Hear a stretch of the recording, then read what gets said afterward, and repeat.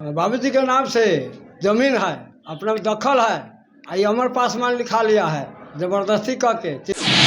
मुझ पे किसी ने ज़बरदस्ती ज़मीन रखने का आरोप लगाया है, तो ये सरासर झूठ है। और तेजस्वी यादव के विधायक आरजेडी विधायक अमर पासवान पर मुजफ्फरपुर कोर्ट में परिवाद दर्ज हुआ है। जबरन रजिस्ट्री कराने का आरोप लगाया गया है और इसको लेकर परिवाद दर्ज किया गया है। वहीं इन आरोपों को आरजेडी के विधायक अमर पासवान ने बेबुनियाद बताया है, झूठा बताया है और साजिश बताया है। दागी स्वच्छ छवि के इंसान को दागी करने की साजिश बताया है। क्या कुछ कह रहे हैं परिवादी वकील और विधायक अमर पासवान, पहले आप वो सुनिए। क्या पूरा मामला है? बाबूजी के नाम से जमीन है, अपना दखल है, आई अमर पासवान लिखा लिया है जबरदस्ती करके चिट्टिंगबाजी केस में। ये अति लिखा चिट्टिंगबाजी से। कितना जमीन है? जमीन वहाँ 4 कट्ठा है, 4 कट्ठा में 1.5 कट्ठा वो लिखा लिया है। अमर पासवान से मिले थे, क्या बोले वो? मिले, हम गए हैं, दरवाजा बंद को तो उतरबे नहीं किए ऊपर से। चलो आते हैं 10 बजे तो 11 बजे तो 12 बजे आबे नहीं किए, दर्शन भी नहीं किए।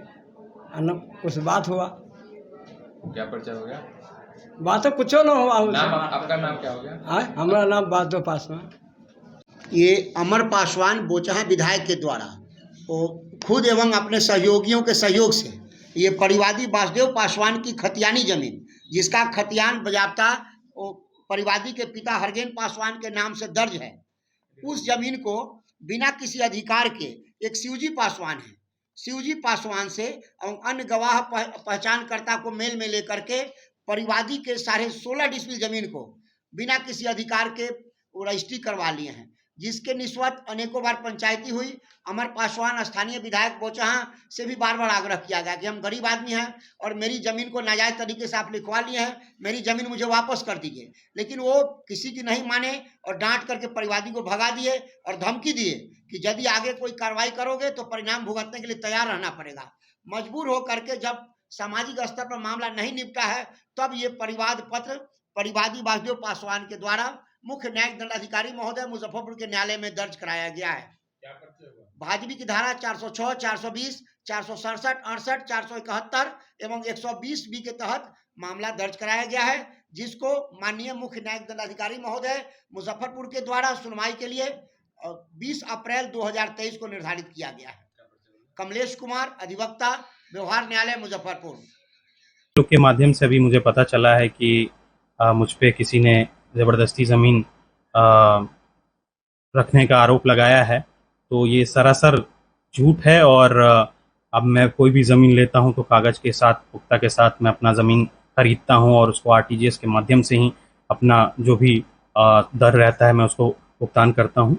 और मेरा कहने का ये है कि अगर ऐसा कुछ है तो मैं ज़रूर अपने कागज़ के बल पे ही उनको जवाब दिया जाएगा। केस दर्ज हो गया है आपके खिलाफ, 20 तारीख को सुनवाई भी होगी कोर्ट में।